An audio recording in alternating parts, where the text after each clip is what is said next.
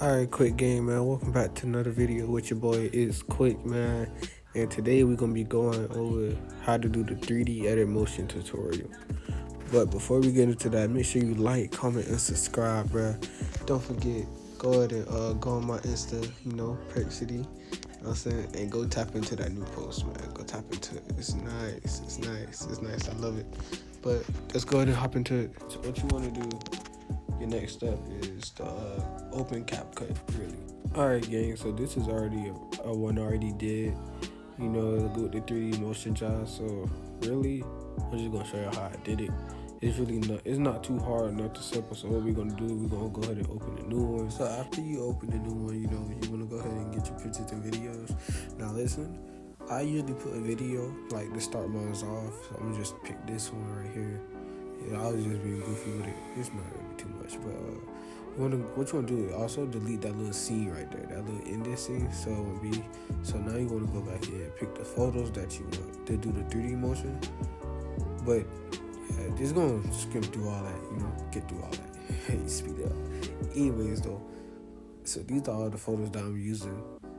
Well, that's gonna be example to like show y'all what to do. Now listen, you can do like a little transition with the animation job, but I'm gonna do that later on in the video. But this is how you add it. You go to the style thing, pick the cube, select 3D zoom, right? After you put 3D, alright fam, so when you really done, doing your little video, you don't gotta, listen, you do not have to do a video intro like I did. You don't have to do it, but anyways, this is how it look after you add the 3D zoom to like all your videos. You know what I'm saying? Boom, the zoom, put the zoom. Just look like it's a moving effect. It make it look hard. Yeah. But anyways, but next thing I'll do is go to my sounds and I add some music. See what music I'm in.